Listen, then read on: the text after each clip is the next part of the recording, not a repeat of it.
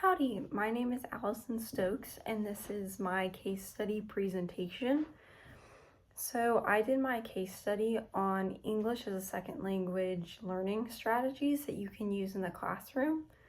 My case study partner that I worked with, or my conversation partner that I worked with, was named Susie, and she was a big part of my case study. So in my case study, my partner Susie, she helped me learn a lot of tips that she used while she was learning English that were very helpful. And I also did lots of research to back up other strategies as well as the strategies that she said that she used. So in some of my research, what I found to be the most researched and promoted things to use are modeling, so using manipulatives and modeling things on the screen, lots of visuals, hand gestures that you can do, so if you're trying to explain something, using your hands or having a specific gesture whenever trying to reference something is very helpful. Having a routine that they do every single day is helpful because they know what's expected of them and it's not something new and scary. Using whole class instruction, so instead of something specifically just for ELL students, you would be using like the gestures and the routine to be helpful for everyone. So you're not doing something just specifically for them, you're teaching it as a whole class instruction. Something that they also said would be very helpful that isn't necessarily like a personal thing, is just better training and teaching for students on how to handle English as a second language, students in that department, etc. Sentence frames and sentence starters are extremely helpful when teaching English language learner students. They're just a great way to also use them in the rest of your classroom. There's something that's part of that whole group activity that would be very useful to have. Technology is a very big thing. There's a lot of programs that your students can use, so that's something that if they're able to do that at home, it can be extra practice.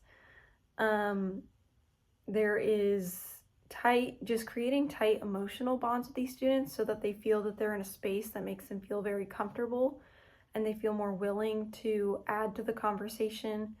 Small groups are very helpful as it promotes just, sometimes they need that connection with their peers rather than just with you, as that might be a little bit more intimidating. And then just being very uplifting and giving lots of compliments, being very encouraging is great. My conversation partner said what helped her a lot was watching a lot of American TV and seeing conversations. So a lot of sitcoms. She said that Friends was something she watched a lot, as well as The Big Bang Theory.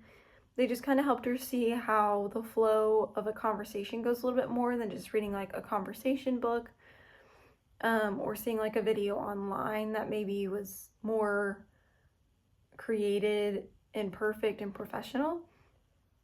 But she said the thing that helped her the most was just having conversation with somebody who is a fluent English speaker.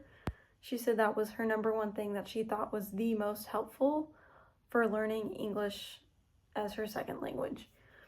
So all of these strategies were researched and they were very recommended amongst those who were doing the research. My conversation partner said that AI was very helpful to her.